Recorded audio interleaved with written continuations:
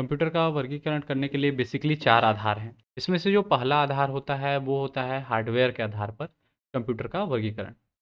इसके आधार पर जो भी हार्डवेयर कंप्यूटर कंप्यूटर में यूज़ होते हैं, उसके बेसिस पे हम लोग कंप्यूटर के जनरेशन में उनको बाँटा जाता है। जैसे प्रथम पीढ़ी के कंप्यूटर हैं, या फिर दूसरी पीढ़ी के कंप्यूटर, तीसरी पीढ़ी के कंप्यूटर, चौथी पीढ़ी के कंप्यूटर और पाँचवीं पीढ़ी के कंप्यूटर। इस प्रकार हार्डवेयर के उपयोग के आधार पर कंप्यूटर को 5 भागों में बाँटा जा सकता है। First generation computer, second generation computer, third generation computer, fourth generation computer और फिफ्थ जनरेशन कंप्यूटर। क्लासिफिकेशन का जो दूसरा आधार है वो क्या है? कार्य पद्धति के आधार पर वर्गीकरण। कंप्यूटर को कार्य पद्धति के आधार पर बेसिकली 3 भागों में बांटा जा सकता है। पहला होता है एनालॉग कंप्यूटर, दूसरा होता है डिजिटल कंप्यूटर और तीसरा होता है हाइब्रिड कंप्यूटर। इस प्रकार से कार्य पद्धति के आधार पर कंप्यूटर को 3 भाग में बांट सकते हैं, एनालॉग, डिजिटल और हाइब्रिड कंप्यूटर। अब वर्गीकरण का जो तीसरा आधार है वह है आकार और कार्य के आधार पर, according to size and work. तो इसमें क्या होता है, जो कंप्यूटर है वो 4 प्रकार से होते हैं। जो सबसे पहला कंप्यूटर होता है उसको कहा जाता है मेन फ्रेम कंप्यूटर। उसके बाद जो दूसरा प्रकार है उसको कहा जाता है मिनी कंप्यूटर। तीसरा प्रकार को माइक्रो कंप्यूटर और जो चौथा प्रकार है इसी का आकार और कार्य के आधार पर वह है सुपर कंप्यूटर। इस प्रकार से कंप्यूटर का वर्गीकरण कर सकते हैं। एक और आधार बनता है कंप्यूटर के वर्गीकरण का, वो है उद्देश्य के आधार पर। इसमें क्या होता है, उद्देश्य के आधार पर कंप्यूटर को 2 भागों में बांट सकते हैं। पहला होता है जनरल पर्पस कंप्यूटर और दूसरा होता है स्पेशल पर्पस कंप्यूटर। तो कंप्यूटर के वर्गीकरण में इन सभी कंप्यूटरों के बारे में हम लोग ब्रीफली अध्ययन करेंगे धीरे धीरे करके। ये सिर्फ एक सारांश था कि हम लोग को इस लेक्चर में पढ़ना क्या है। सबसे पहला जो है हार्डवेयर के उपयोग के आधार पर कंप्यूटर का वर्गीकरण, classification of computers on the basis of hardware uses. देखिए इसमें सबसे पहले क्या चीज़ हम लोग देख रहे हैं, switching device. Switching device, programming की भाषा, विशेषता और भंडारण, ये 4 बिंदु ऐसे हैं जिनके आधार पर हम लोग क्या करेंगे, कंप्यूटर की पीढ़ियों में बांटेंगे। पहले जनरेशन जो कंप्यूटर है उसमें स्विचिंग डिवाइस अलग होगी, दूसरी जनरेशन के कंप्यूटर में स्विचिंग डिवाइस अलग होगी, तीसरी जनरेशन के कंप्यूटर में स्विचिंग डिवाइस अलग होगी। इस प्रकार से हर जनरेशन में क्या होगा, स्विचिंग डिवाइस चेंज होंगी, प्रोग्रामिंग की भाषा चेंज होगी, उनकी विशेषताएं चेंज होंगी और जो स्टोरेज है अर्थात भंडारण है वह भी चेंज होगा। इन चारों के चेंज होने के कारण ही क्या होगा, उसकी जो पीढ़ी है या जनरेशन है वो बदलेगी। तो ये चीज़ आप कॉन्सेप्ट को समझते चलिएगा। ये 4 पॉइंट पे ही हम लोग ब्रीफली समझेंगे क्या क्या कैसे चेंजेस आते हैं, एग्जाम से यहीं से पूछे जाते हैं। तो एग्जाम पॉइंट ऑफ व्यू से मैं सब चीज़ें बता रहा हूँ। हार्डवेयर के उपयोग के आधार पर कंप्यूटर के वर्गीकरण का जो सबसे पहला प्रकार है वह क्या है, पहली पीढ़ी के कंप्यूटर अर्थात फर्स्ट जनरेशन कंप्यूटर। इसका जो समय है वह है 1942 से लेकर 1955, 1942 से लेकर कितना 1955। पहली पीढ़ी के कंप्यूटर के निर्माण में निर्वात ट्यूब अर्थात वैक्यूम ट्यूब, जिसको वॉल्व भी कहा जाता था, इसका प्रयोग किया गया था स्विचिंग डिवाइस के रूप में। ठीक है, और इसकी जो सॉफ्टवेयर की प्रोग्रामिंग की भाषा थी वो मशीनी भाषा थी, मशीन लैंग्वेज, और साथ ही क्या थी, लो लेवल प्रोग्रामिंग लैंग्वेज थी। तो इसकी जो भाषा थी वो क्या थी, मशीन लैंग्वेज और लो लेवल प्रोग्रामिंग लैंग्वेज। इसकी विशेषता की अगर मैं बात करूं तो सबसे पहली विशेषता इसकी ये थी कि पहली पीढ़ी के जो कंप्यूटर थे वो आकार में बड़े होते थे, लगभग एक कमरे के आकार के होते थे। ठीक है, और बड़ा होने के कारण इसमें जो वैक्यूम ट्यूब था, बहुत सारे वैक्यूम ट्यूब लगे हुए थे, लगभग 1 लाख वैक्यूम ट्यूब इसके अंदर स्विचिंग डिवाइस के रूप में लगे हुए थे। तो उसके कारण यह क्या करता था, बहुत ज़्यादा ऊर्जा खपत करता था, अर्थात अधिक ऊर्जा की खपत होती थी पहली पीढ़ी के कंप्यूटर में। स्टोरेज के लिए मैग्नेटिक ड्रम का यूज़ किया जाता था, चुंबकीय ड्रम का। तो उसके कारण क्या है, उसकी जो भंडारण क्षमता थी वह क्या थी, बहुत कम थी। साथ ही इसकी भंडारण क्षमता कम होने के साथ साथ इतने बड़े आकार में फैले होने के कारण इसकी स्पीड जो गति है वह क्या थी, मंद थी, अर्थात स्लो था।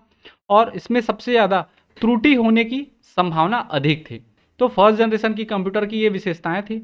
अगर बात करें इसकी स्टोरेज की, तो स्टोरेज में बताया था मैग्नेटिक स्टोरेज डिवाइस था, जैसे कि आपका क्या, मैग्नेटिक ड्रम। इसके कुछ उदाहरण हैं। सबसे पहला उदाहरण है इनियाक, यूनिवैक और मार्क 1। ये सीजी व्यापम के एग्जाम में पूछे गए हैं। सीधा सीधा पहली पीढ़ी के कंप्यूटर निम्नलिखित में से कौन से हैं? तो ऑप्शन में आपको यहाँ पे इनियाक, यूनिवैक, मार्क 1 इनमें से कोई एक दिख सकता था या एडवैक। तो याद रखिएगा ये सब क्या है, इनियाक, यूनिवैक, मार्क 1 और एडवैक, ये पहली पीढ़ी के कंप्यूटर के उदाहरण है। इसके अलावा कुछ और उदाहरण हैं जो आपको जानने चाहिए। अगर आप नोट्स बना रहे हैं तो ये नोट डाउन करते चलिएगा। इसमें मार्क 2 है, mark 3, UNIVAC 2, EDSAC, IBM 701, IBM 650, ये सब क्या है, पहली पीढ़ी के कंप्यूटर हैं। इसके अलावा एक और एग्जांपल आता है बरोज 2002, बरोज 2002, ये सब क्या है, पहली पीढ़ी के कंप्यूटर के उदाहरण हैं। तो इसमें इनपुट और आउटपुट के लिए किसका यूज़ किया जाता था, पंच कार्ड और पेपर टेप का यूज़ किया जाता था इनपुट आउटपुट के लिए। यहाँ तक क्लियर। अब देखते हैं इसका उपयोग क्या है। तो सबसे पहला जो इसका उपयोग है वो किस में यूज होता था, पहली पीढ़ी का कंप्यूटर, वैज्ञानिक अनुसंधान और सैन्य कार्य, इसी के लिए ये बनाया गया था पहली पीढ़ी का कंप्यूटर। तो याद रखिएगा जो फर्स्ट जनरेशन का कंप्यूटर था वो सिर्फ और सिर्फ वैज्ञानिक अनुसंधान और सैन्य कार्य के लिए यूज होता था, ना ही ये व्यावसायिक के लिए, ना ही किसी पर्सनल के लिए। वैज्ञानिक अनुसंधान और सैन्य कार्य के लिए इसका उपयोग होता था। अब पहली पीढ़ी कंप्यूटर में कुछ नोट है, उस नोट को आप अलग से नोट डाउन करिएगा। तो सबसे पहला नोट क्या है, 1904 में क्या हुआ, वैक्यूम ट्यूब का आविष्कार किसके द्वारा किया गया, जॉन एम्ब्रोस फ्लेमिंग के द्वारा किया गया। अब देखिए 1942 से लेकर 1955 के बीच में, इस बीच में क्या हुआ, एक नया आविष्कार हुआ, एक नया खोज हुआ, उसका नाम क्या था, ट्रांजिस्टर। ट्रांजिस्टर का आविष्कार कब हुआ, 1947 में ट्रांजिस्टर का आविष्कार हुआ। और इसका आविष्कार किसने किया, बेल लैबोरेटरीज द्वारा किया गया। 1947 में ट्रांजिस्टर का आविष्कार किसके द्वारा किया गया, बेल लैबोरेटरीज के द्वारा किया गया। और यह ट्रांजिस्टर किससे मिलकर बनाता था, ये एक सेमीकंडक्टर सिलिकॉन या जर्मेनियम का बना होता था। ठीक है, ट्रांजिस्टर किससे बना होता था, सेमीकंडक्टर जो है अर्धचालक जिसको हम लोग बोलते हैं, अर्धचालक सिलिकॉन और जर्मेनियम का बना होता था। और जो ट्रांजिस्टर है इसके निर्माणकर्ता कौन थे, तो इसके निर्माण में 3 व्यक्ति शामिल थे। पहला था जॉन वार्डिंग, दूसरे थे विलियम शाक्ले और तीसरे थे वाल्टर ब्रिटन। अगर कभी कूट दे देता है इसमें नाम इसमें से कौन से ट्रांजिस्टर के आविष्कारकर्ता नहीं है, तो 3 आपके क्या है, आविष्कारकर्ता हैं। इन तीनों का नाम क्या है, जॉन वार्डिंग, विलियम शाक्ले और वाल्टर ब्रिटन। इसके अलावा 1952 में क्या हुआ, असेंबली लैंग्वेज का आविष्कार हुआ। असेंबली लैंग्वेज का आविष्कार हुआ किसके द्वारा किया गया, डॉक्टर ग्रेस हॉपर। ठीक है, ये अमेरिका की नेवी में सर्विस करते थे। तो 1952 में असेंबली लैंग्वेज का आविष्कार किसके द्वारा किया गया, डॉक्टर ग्रेस हॉपर। यहाँ तक क्लियर है। अब देखिए यहाँ पे जो 1947 में क्या बना, ट्रांजिस्टर का आविष्कार किया गया, 1952 में क्या हुआ, असेंबली लैंग्वेज का आविष्कार किया गया। ये दोनों जो आविष्कार हैं ये क्या करेंगे, अब धीरे से पहली पीढ़ी के कंप्यूटर को हटा देंगे और क्या लाएंगे, दूसरी पीढ़ी के कंप्यूटर, जो सेकेंड जनरेशन कंप्यूटर है। इसका जो समय है वो कितना है, 1955 से लेकर 1964, 1955 से लेकर 1964। इसमें जो स्विचिंग डिवाइस यूज होता था, स्विचिंग डिवाइस कौन सा यूज होगा, जो अभी जो खोज हुआ था, कौन सा खोज हुआ था, 1947 में ट्रांजिस्टर का खोज हुआ था। किसके द्वारा इसका आविष्कार किया गया था, बेल लैबोरेटरीज के द्वारा। तो इसमें स्विचिंग डिवाइस कौन सा यूज होगा, ट्रांजिस्टर यूज होगा। यहाँ तक क्लियर है। और प्रोग्रामिंग की जो भाषा थी हम लोगों ने अभी देखा था, 1952 में क्या हुआ, असेंबली लैंग्वेज का आविष्कार हुआ, किसके द्वारा किया गया, डॉक्टर ग्रेस हॉपर। उन्हीं की जो भाषा थी प्रोग्रामिंग की, वही भाषा किस में यूज हो गई, दूसरी पीढ़ी के कंप्यूटर में या सेकंड जनरेशन के कंप्यूटर में। ठीक है, तो इसमें प्रोग्रामिंग की जो भाषा थी वो क्या थी, असेंबली लैंग्वेज थी और साथ ही हाई लेवल प्रोग्रामिंग लैंग्वेज। अब बात करें अगर इसकी विशेषता की, तो इसका आकार पहली पीढ़ी के कंप्यूटर से छोटा था, फिर भी अभी के कंप्यूटर से क्या था, वो आकार में बड़ा था। ठीक है, और पहली पीढ़ी के कंप्यूटर में जितनी ऊर्जा खपत होती थी इसमें क्या होती थी, उससे कम ऊर्जा खपत होती थी। साथ ही जो उसकी जो भंडारण कैपेसिटी, मैग्नेटिक ड्रम जिसमें यूज़ करते थे, इसमें क्या करेंगे हम लोग, मैग्नेटिक टेप, मैग्नेटिक डिस्क, तो थोड़ी सी इसकी क्या हो गई, भंडारण क्षमता में पहली पीढ़ी के कंप्यूटर की तुलना में वृद्धि हो गई। साथ ही उसकी गति कैसी थी, उसकी गति मंद थी। इसकी गति उसकी तुलना में, पहली पीढ़ी के कंप्यूटर की तुलना में गति इसकी तीव्र हो गई। और साथ ही जो त्रुटि की संभावना उसमें क्या थी, अधिक थी, इसमें त्रुटि होने की संभावना कम हो गई। ठीक है, तो ये सब क्या है, दूसरी पीढ़ी के कंप्यूटर की विशेषताएं थी। अगर बात करें भंडारण की, तो भंडारण की जैसे ही आपको मैं बताया, मैग्नेटिक स्टोरेज डिवाइस यूज करते थे, जैसे कि क्या, मैग्नेटिक टेप, मैग्नेटिक डिस्क। ये सब क्या थे, दूसरी पीढ़ी के कंप्यूटर के भंडारण थे। ठीक है, और इसके उदाहरण में कुछ कुछ एग्जाम्पल है, जैसे कि IBM 1401, IBM 7094, IBM 1602, ये IBM की थी। ठीक है, 1401, 7094, 1602, ये सब IBM के थे। साथ ही PDP 8 का भी विकास कब हुआ, दूसरी पीढ़ी के कंप्यूटर में हुआ। तो याद रखिएगा PDP 8 को, ये कई बार एग्जाम में पूछा गया है। अब इसके अलावा कुछ और एग्जाम्पल हैं, जैसे कि CDS 3600, UNIVAC 1107 और RCA 501। इसमें जो बोल्ड वाला है या फिर ब्लू कलर का जो दिख रहा है आपको, ये सब क्या है, एग्जाम में पूछे गए हैं, एग्जाम में आंसर लिया गया है, तो इनको ज़्यादा याद रखिएगा। बाकी आप जानिए, लेकिन मेन ये चीज़ तीनों आप याद रख के चलिएगा। ठीक है, इसके अलावा इसका जो उपयोग था, पहली पीढ़ी का कंप्यूटर का उपयोग किस में होता था, या तो अनुसंधान में होता था, रिसर्च में होता था, या फिर किस में होता था, सेना में होता था, रक्षा के लिए होता था, डिफेंस के लिए होता था। लेकिन इसका उपयोग व्यवसाय तथा उद्योग में हुआ। ठीक है, दूसरी पीढ़ी का कंप्यूटर का उपयोग किस में हुआ, व्यवसाय तथा उद्योग में हुआ। अब इसके अलावा इसमें कुछ नोट करके आप याद रख सकते हैं। जो सबसे पहला है, इस पीढ़ी के कंप्यूटर से क्या हुआ, बैच ऑपरेटिंग सिस्टम का उपयोग हुआ। तो याद रखिएगा, सेकंड जनरेशन की जो कंप्यूटर थी उसी से क्या हुआ, batch operating system, batch OS का प्रारंभ हुआ, उपयोग होना। और साथ ही जो सेकंड जनरेशन का टेन्योर था, उसी समय क्या हुआ, दूसरी पीढ़ी के जनरेशन में 1955 से लेकर 1964 के बीच में IBM ने 2 उच्च स्तरीय भाषा का आविष्कार किया, उसका विकास किया। कौन कौन सी 2 उच्च स्तरीय भाषा थी, पहला था क्या, कोबोल, और दूसरा फोर्ट्रान। कोबोल और फोर्ट्रान, ये दोनों क्या थी, उच्च स्तरीय भाषा थी। किसके द्वारा विकास किया गया था, IBM, जो इंटरनेशनल बिजनेस मशीन के नाम से जिसको हम लोग जानते हैं। कोबोल का फुल फॉर्म क्या होता है, common business oriented language. COBOL का फुल फॉर्म क्या होता है, कॉमन बिजनेस ओरिएंटेड लैंग्वेज। और फोर्ट्रान का फुल फॉर्म क्या होता है, फॉर्मूला ट्रांसलेशन। कभी कभी आपको एब्रीवेशन में दे देता है, निम्नलिखित में से कौन सा कोबोल का पूर्ण रूप है, संक्षिप्त रूप दे देगा। तो याद रखिएगा, कोबोल का फुल फॉर्म क्या है, कॉमन बिजनेस ओरिएंटेड लैंग्वेज। और फोर्ट्रॉन का फॉर्मूला ट्रांसलेशन।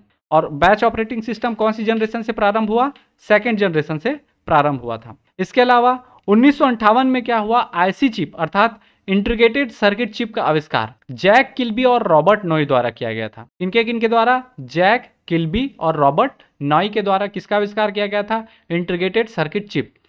चिप इसको इसलिए कहा जाता है क्योंकि यह आलू के चिप्स, जो आलू चिप्स रहता है उसी के प्रकार यह पतला रहता है, इसके कारण इसको चिप कहा जाता है। ठीक है, इंटीग्रेटेड सर्किट चिप, इसका आविष्कार कब हुआ था, 1958, 1958 में। और देखिए 1958 इन्हीं के बीच में है। तो दूसरी पीढ़ी के कंप्यूटर के समय ही क्या हुआ, IC चिप का आविष्कार हो गया। तो अभी हम लोग फिर देखते हैं, जो स्विचिंग डिवाइस है थर्ड जनरेशन में क्या हो जाएगी, IC चिप हो जाएगी। और जो प्रोग्रामिंग की भाषा है वो क्या हो जाएगी, कोबोल और फोर्ट्रान। अर्थात जो जनरेशन आगे बढ़ रही है उससे पहले जनरेशन में क्या है, कुछ नए खोज हो रहे हैं। पहली पीढ़ी के कंप्यूटर में किसका खोज हो गया था, ट्रांजिस्टर का और असेंबली लैंग्वेज का, तो वो दूसरी पीढ़ी में काम आए। अब दूसरी पीढ़ी में किसका आविष्कार हो गया, कोबोल और फोर्ट्रान और IC चिप का, तो ये किस में चले जाएंगे, तीसरी पीढ़ी के कंप्यूटर में। थर्ड जनरेशन कंप्यूटर का जो समय है वो कितना है, 1964 से लेकर 1975, 1964 से लेकर 1975। इसमें क्या हुआ, तो सबसे पहला जो इसका देखेंगे स्विचिंग डिवाइस। थर्ड जनरेशन का जो स्विचिंग डिवाइस था, अभी हम लोगों ने देखा क्या देखा था, IC चिप। तो IC चिप ही क्या होगा, इसका इंटीग्रेटेड सर्किट चिप, इसका क्या होगा, स्विचिंग डिवाइस के रूप में यूज होगा।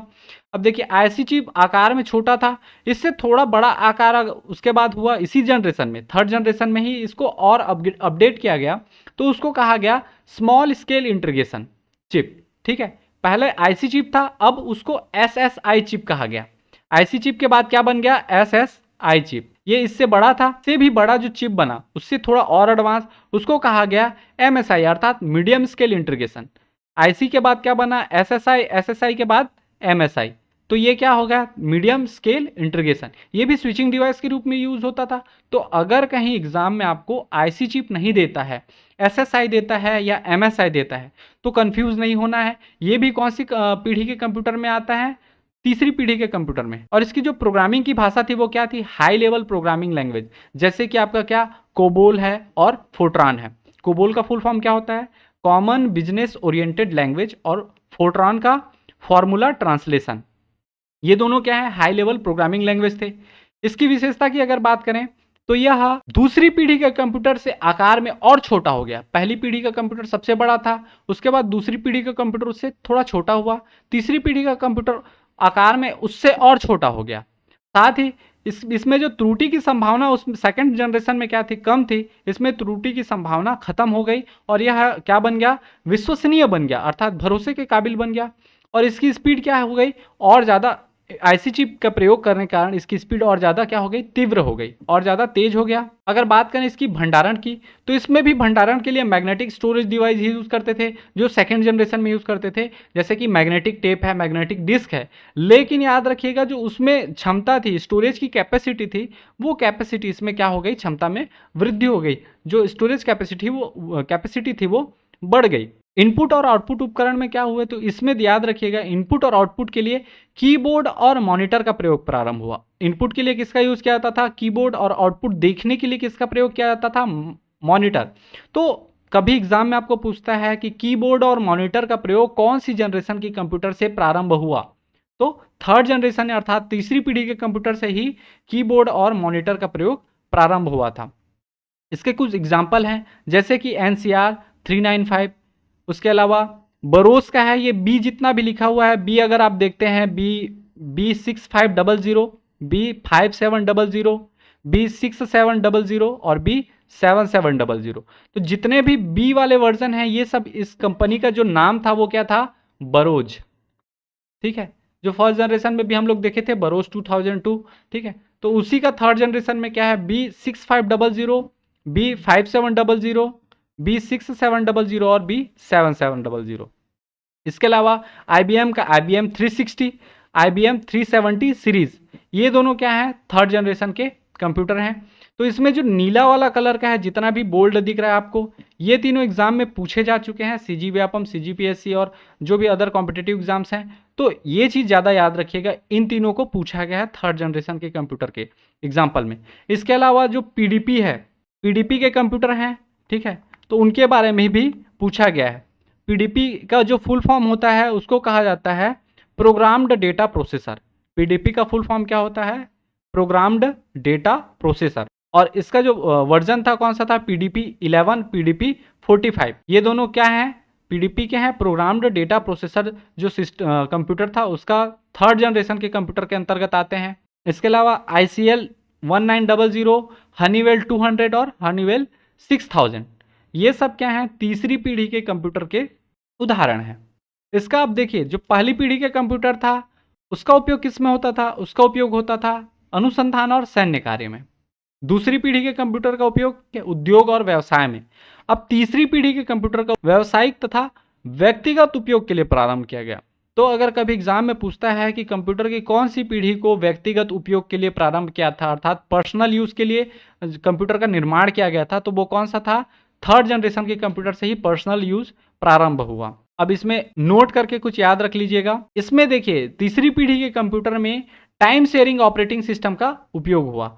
जो दूसरी पीढ़ी थी उसमें क्या था, बैच ऑपरेटिंग सिस्टम था। इसमें क्या हो गया, टाइम शेयरिंग ऑपरेटिंग सिस्टम, अर्थात एक दूसरे को टाइम अलॉट होता है इसमें, ठीक है, उसके आधार पर ये ऑपरेटिंग सिस्टम कार्य करता है। सेकेंड जनरेशन में क्या हुआ था, कोबोल और फोर्ट्रान नामक दो हाई लेवल प्रोग्रामिंग लैंग्वेज का आविष्कार हुआ था। इस जनरेशन में क्या हुआ, जो थर्ड जनरेशन के कंप्यूटर हैं, इस जनरेशन में क्या हुआ, पास्कल, बेसिक और PL1 नामक उच्च स्तरीय भाषा अर्थात हाई लेवल प्रोग्रामिंग लैंग्वेज का विकास हुआ। पास्कल और बेसिक, और ये PL1 क्या होता है, तो इसका फुल फॉर्म होता है प्रोग्रामिंग लैंग्वेज 1। फुल फॉर्म क्या होता है, प्रोग्रामिंग लैंग्वेज 1। साथ ही जो थर्ड जनरेशन की कंप्यूटर थी, इसी में क्या हुआ, सबसे पहली बार रैम का उपयोग हुआ, रैम का प्रारंभ हुआ।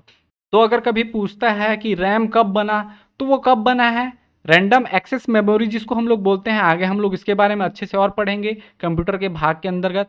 तो रैम जो है, रैंडम एक्सेस मेमोरी का उपयोग कौन सी जनरेशन से प्रारंभ हुआ, तो तीसरी पीढ़ी के कंप्यूटर से रैम का उपयोग प्रारंभ हुआ, और साथ ही मल्टी प्रोग्रामिंग शुरू हुई। अब इसके बाद जानते हैं जो तीसरी पीढ़ी के कंप्यूटर का स्टार्टिंग फेज ही था 1965 में, 1965 में DC द्वारा प्रथम व्यावसायिक मिनी कंप्यूटर, जिसका नाम क्या था, PDP-8 का विकास किया गया। ये PDP-8 हम लोग देखे हैं किस जनरेशन में आता है, सेकंड जनरेशन में।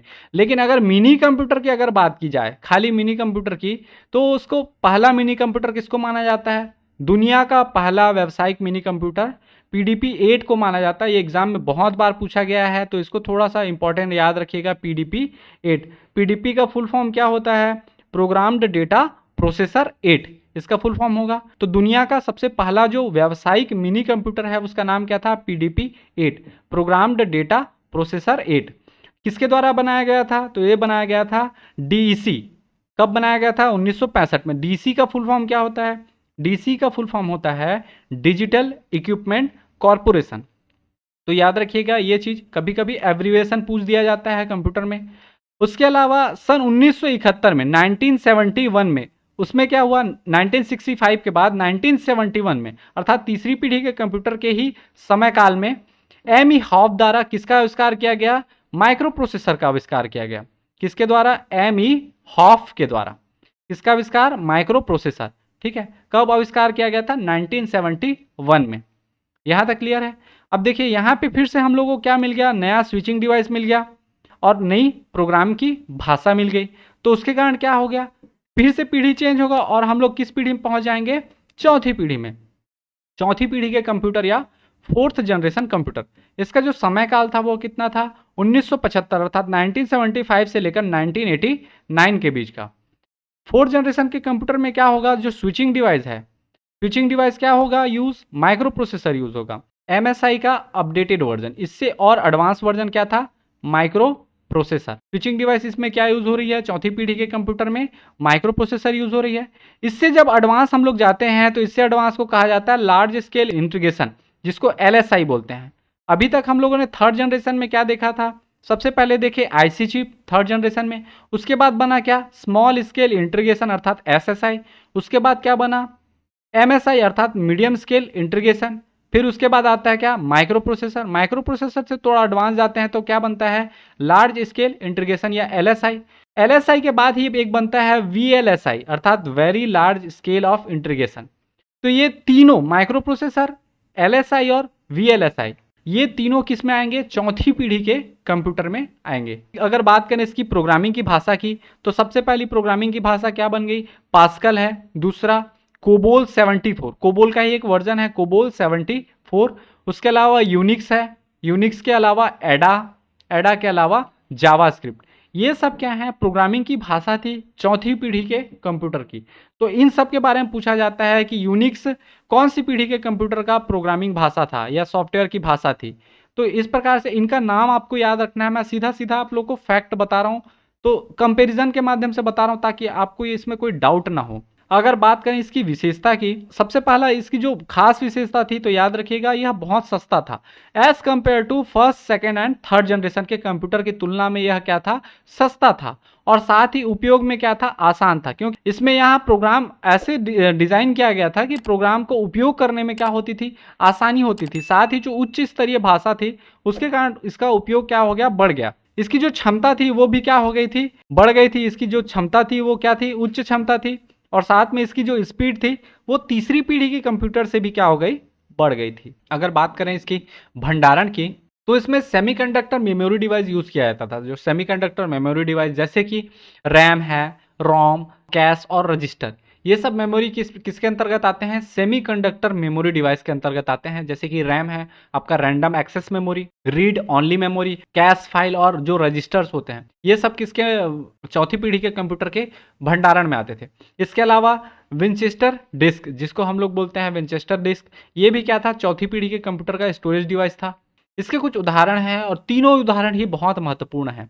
सबसे पहला आता है क्या? IBM PC। यहाँ पे याद रखिएगा PC बनना चालू हो गया है चौथी पीढ़ी के कंप्यूटर में। उपयोग में आसान था और सस्ता हो गया था क्योंकि ये क्या था? PC था।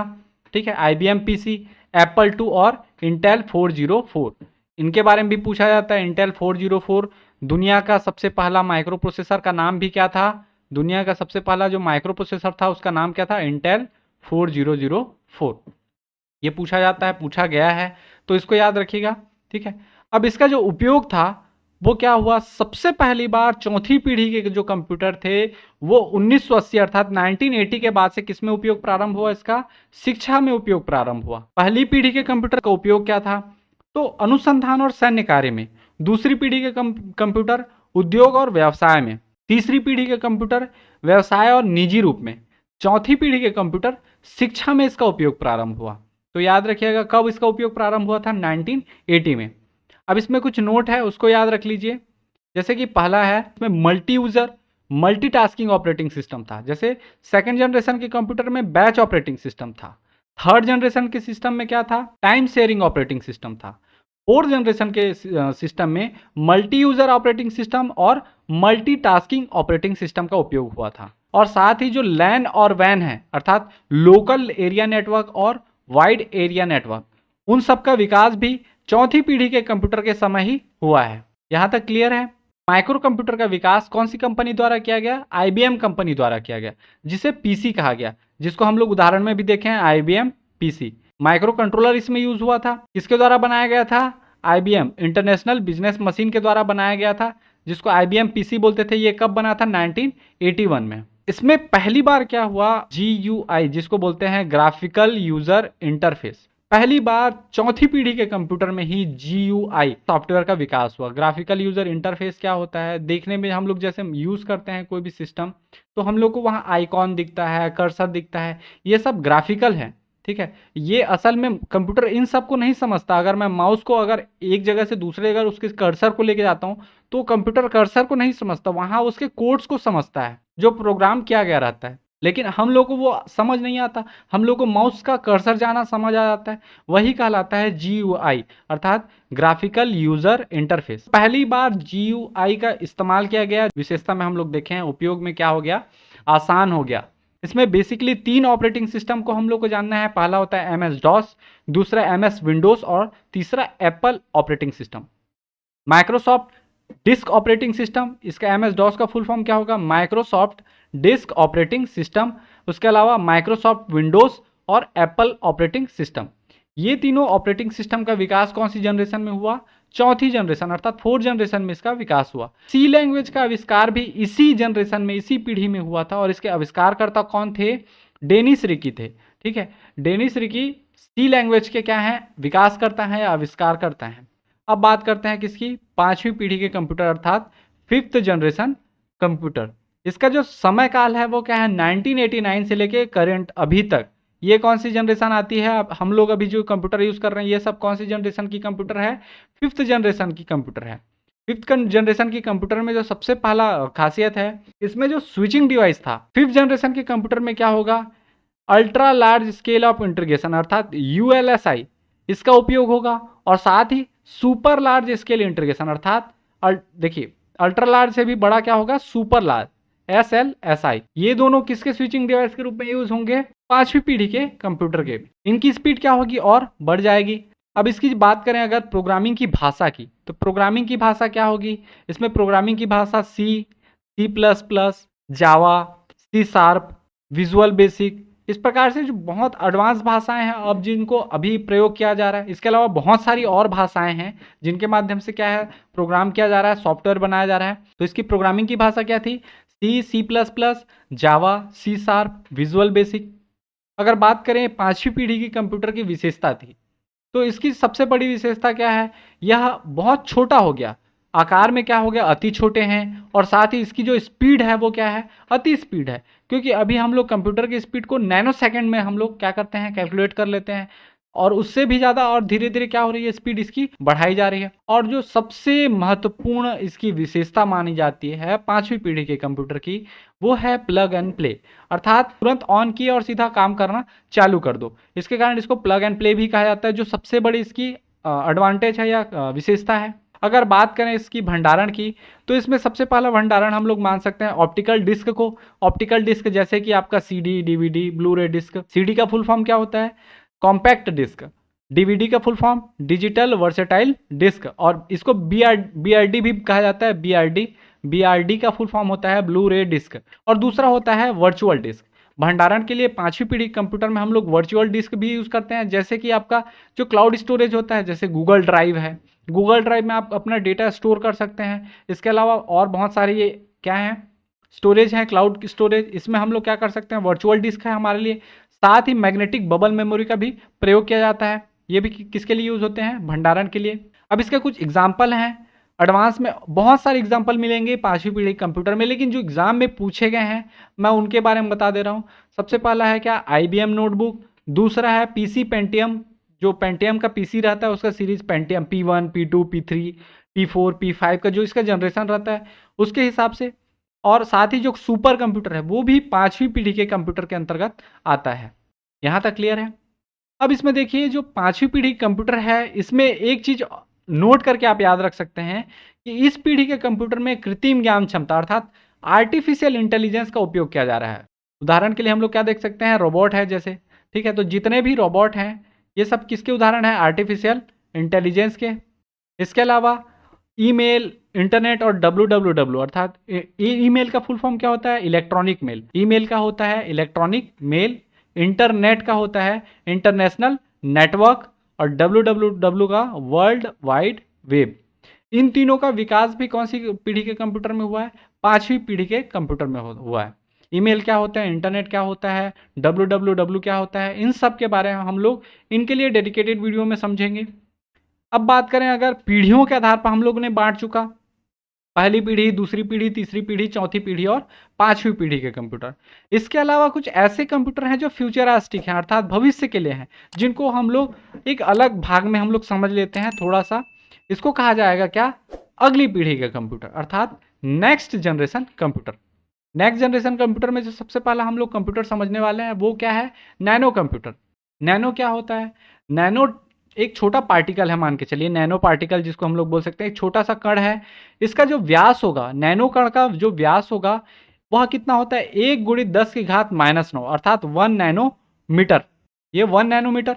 तो इस नैनो कण का जो विकास है उसके आधार पर हम लोग क्या करेंगे, अत्यंत छोटे छोटे लेकिन विशाल क्षमता वाले कंप्यूटर बना सकते हैं। ये इसकी सिर्फ एक कल्पना है, हम लोग ये फ्यूचरिस्टिक है, भविष्य में ऐसा पॉसिबल है। तो इसमें क्या होगा, नैनो टिप के प्रयोग से अत्यंत छोटे व विशाल क्षमता वाले कंप्यूटर के विकास की परिकल्पना, ये सिर्फ एक परिकल्पना है, यहाँ अभी इसका निर्माण नहीं किया जा सका है, अभी ये करने के लिए प्रयास जारी है। साथ ही जो नैनो टेक्नोलॉजी होती है, नैनो कंप्यूटर होता है, नैनो टेक्नोलॉजी में क्या होता है, बेसिकली जो पदार्थ रहती है उसकी एटॉमिक स्ट्रक्चर अर्थात आणविक संरचना का उपयोग किया जाता है, उसकी आणविक संरचना को परिवर्तित किया जाता है, उसके आधार पर उसको कार्य के लिए उपयोगी बनाया जा सकता है। अगली पीढ़ी कंप्यूटर में हम लोग जो अगला पढ़ने वाले हैं वो क्या है, क्वांटम कंप्यूटर। जो इलेक्ट्रिसिटी होती है उसमें जो ऊर्जा होती है वो किसके कारण होती है, इलेक्ट्रिसिटी में, इलेक्ट्रिसिटी है उसमें क्या रहता है, इलेक्ट्रॉन रहता है। इलेक्ट्रॉन में ही क्या होती है, उसकी ऊर्जा होती है। तो इसी को हम लोग समझते हैं, विद्युत किरणों में ऊर्जा किसमें होती है, इलेक्ट्रॉन की उपस्थिति के कारण होती है। ये अपने कक्ष में क्या है, घूमते रहेंगे, रोटेशन करते रहेंगे और इसके कारण क्या होगा, इसकी जो घूमने गति है वो क्या होती है, 0 या 1 अपने कक्ष में भ्रमण करते हैं और साथ ही इन्हें 1 और 0 की स्थिति में ही गिना जा सकता है, या तो चार्ज होंगे या अनचार्ज होंगे अर्थात 0 या 1 ही, ठीक है। तो इसके आधार पर हम लोग इसको क्या कर सकते हैं, इसकी स्थिति को गिनते हैं। और नॉर्मली सामान्य कंप्यूटर में भी हम लोग देखते हैं कि जो इसकी मेमोरी रहती है हम लोग किससे गिनते हैं, या तो 0 या 1, या तो मेमोरी भरा हुआ है या खाली है। बाइनरी यूज ही होता है, कंप्यूटर 0 या 1 के अलावा कुछ नहीं समझता। तो इसके कारण क्या होता है, जो कंप्यूटर की स्पीड है उसको भी हम लोग किस में मापते हैं, उसकी मेमोरी को हम लोग बीट में मापते हैं। बीट में क्या होती है, 0 या 1, यही दो चीज़ होता है। और साथ ही इलेक्ट्रॉन में भी क्या हो रहा है, 0 या 1 की स्थिति हो रही है। देखिए सामान्य कंप्यूटर की जो मेमोरी को हम लोग किससे मापते हैं, बीट से मापते हैं। बीट में क्या होता है, 0 या 1 होता है। लेकिन क्वांटम कंप्यूटर है की जो इस मेमोरी है उसको हम लोग क्यूबिट से मापते हैं। किससे मापते हैं, क्यूबिट। अर्थात क्यूबिट का फुल फॉर्म क्या होता है, क्वांटम बीट। क्वांटम कंप्यूटर का जो बीट होता है उसको कहते हैं क्वांटम बीट, जिसको हम लोग सीधा सीधा क्या लिख देते हैं, क्यूबिट। तो ये चीज़ याद रखिएगा। इसके अलावा जो अगली पीढ़ी कंप्यूटर में आता है वो क्या है, डीएनए कंप्यूटर। तो इसमें क्या होता है, जैविक पदार्थ जैसे कि डीएनए या फिर जो कोशिका रहती है उसका प्रोटीन, उसका प्रयोग करके डाटा को संरक्षित और प्रोसेस किया जाता है, ठीक है। तो जैविक पदार्थ जैसे डीएनए या प्रोटीन का प्रयोग कर डाटा को संरक्षित व प्रोसेस किया जाता है। और सिंपली समझे तो डीएनए कंप्यूटर को ही क्या कहा जाता है, बायो कंप्यूटर भी कहा जाता है। इसके बारे में बस इतना ही जानिए। ये सब फ्यूचरिस्टिक हैं, याद रखिएगा, अभी इनका आविष्कार चल रहा है, अभी आविष्कार हुआ नहीं है। और लास्ट है आपका क्या, केमिकल कंप्यूटर। तो इसमें गणना के लिए पदार्थ के रासायनिक गुणों एवं सांद्रता अर्थात कॉन्सेंट्रेशन का उपयोग किया जाता है, जो हम लोग केमिस्ट्री के लैब में करते हैं। केमिकल कंप्यूटर ऐसा कंप्यूटर होगा जिसमें हम लोग सिर्फ फॉर्मूला डालेंगे, उसके हिसाब से वो अपना एक उसके रासायनिक गुणों और कॉन्सेंट्रेशन के आधार पर वो क्या कर देगा, एक नया मेडिसिन रेडी कर देगा। ये बहुत फ्यूचरिस्टिक लगता है और बहुत एडवांस लग रहा है। तो इसका विकास भी अभी क्या है, जारी है। यहाँ तक हम लोगों ने क्या देखा, हार्डवेयर के उपयोग के आधार पर जो कंप्यूटर का वर्गीकरण देखे थे, कौन कौन सा कंप्यूटर, पहली पीढ़ी के कंप्यूटर, दूसरी पीढ़ी के कंप्यूटर, तीसरी पीढ़ी के कंप्यूटर, चौथी पीढ़ी के कंप्यूटर, पांचवी पीढ़ी के कंप्यूटर और अगली पीढ़ी के कंप्यूटर। यहाँ तक हो गया। इसके बाद हम लोग देखते हैं कार्य पद्धति के आधार पर कंप्यूटर का वर्गीकरण, अर्थात classification of computer on the basis of working technology. इसकी जो वर्किंग टेक्नोलॉजी है अर्थात कार्य पद्धति है, उसके आधार पर कंप्यूटर को बेसिकली 3 भागों में बांटा गया है। पहला होता है एनालॉग कंप्यूटर, दूसरा होता है डिजिटल कंप्यूटर और तीसरा होता है हाइब्रिड कंप्यूटर। यहाँ छोटा छोटा चीज हम लोग पहले डिफाइन कर दे रहा हूँ, एनालॉग होता क्या है। तो देखिए, एनालॉग को हम लोग सिंपली हम लोग अगर समझें तो कोई भी वस्तु जो समय के साथ, कोई भी राशि जो भौतिक राशि है वो समय के साथ लगातार क्या होती है, बदलती रहती है। ठीक है, इस प्रकार से जो बदलती रहती है, अगर मैं इधर बात करूं, ये टाइम है, समय है, समय के हिसाब से इसकी आकृति क्या हो रही है, बढ़ती घटती है, तो इसको क्या कहेंगे, एनालॉग। और डिजिटल क्या होता है, डिजिटल में 2 ही चीज होती हैं, 0 होता है या 1 होता है। जैसे यहाँ पे कोई सिग्नल है तो यहाँ पे 1 होगा, यहाँ 0 है, यहाँ 1 0, इस टाइप से या तो 0 जाएगा या फिर 1 में ऐसा चला जाएगा। तो डिजिटल में क्या होगा, सिर्फ 0 या 1 होगा, ये अल्टरनेट टाइप से नहीं रहेगा। जो एसी करंट का वेव फॉर्म रहता है वो कैसा रहता है, एनालॉग रहता है, और डीसी का क्या रहता है, वेव फॉर्म डिजिटल रहता है। तो याद रखिएगा, एनालॉग कंप्यूटर में क्या होगा, जो भी इनपुट और आउटपुट है वो सब किस में रहेंगे, लगातार परिवर्तित होने वाली जो एनालॉग राशि है उसमें रहेंगे। ठीक है, इस राशि को क्या कहेंगे, जो लगातार बदलते रहती है समय के साथ, उसको एनालॉग राशि कहेंगे। और जो समय के साथ लगातार नहीं बदलती रहती, वो सिर्फ 0 या 1 2 ही केस होंगे, बाइनरी केस होगा, उसको कहा जाता है वैसे सिग्नल को डिजिटल सिग्नल, और वैसे कंप्यूटर को डिजिटल कंप्यूटर, जिसमें इनपुट आउटपुट कैसे लेगा, 0 या 1 के फॉर्म में। और तीसरा आता है क्या, हाइब्रिड कंप्यूटर। इसमें क्या होगा, इनपुट के रूप में मान के चलिए, इनपुट के रूप में क्या करेगा, आपके एनालॉग सिग्नल को लेगा, और आउटपुट के रूप में क्या करेगा, इनपुट के रूप में एनालॉग और आउटपुट के रूप में क्या करेगा, डिजिटल सिग्नल, कुछ इस प्रकार से। तो ये क्या होंगे, इन दोनों का ही जो प्रयोग किया जाएगा उसको कहा जाएगा हाइब्रिड कंप्यूटर।